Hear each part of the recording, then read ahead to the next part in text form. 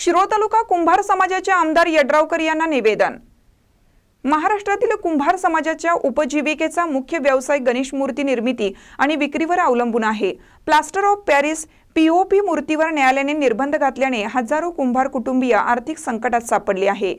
शासनाने त्यांच्या रोजगाराचा पर्याय उपलब्ध करून दिला नाही, त्यामुळे हा निर्णय अन्यायकारक असल्याचे निवेदन आमदार राजेंद्र पाटील यड्रावकर यांना शिरोळ तालुका कुंभार समाज मूर्तिकार व विक्रेता संघटनेच्या वतीने दिलं।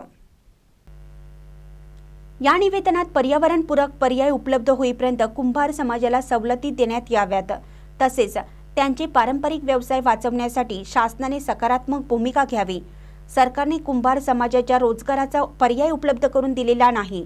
नैसर्गिक शाडू मातीचा पर्याय उपलब्ध नसल्याने आणि त्याचा खर्च जास्त असल्याने अनेक मूर्तिकारांना आर्थिक अडचणींना सामोरं जावं लागत आहे।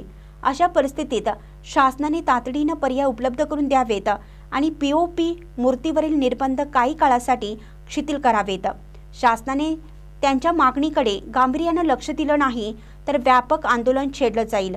कुंभार समाजाला न्याय मिळेपर्यंत लढा सुरू राहील असं म्हटलं आहे। यावेळी शिरोळ, कुरुंदवाड, जयसिंगपूर, नांदणी, हरोली, यड्राव, तेरवाड, हेरवाड, नरसीवाडी, मजरेवाडी यासह तालुक्यातील मूर्तिकार विक्रेते उपस्थित होते। महानकरी न्यूजसाठी विकास लवाटे, कुरुंदवाड। ताज्या बातम्यांसाठी महानकरीला सबस्क्राइब करा आणि बेल आयकॉनला क्लिक करा।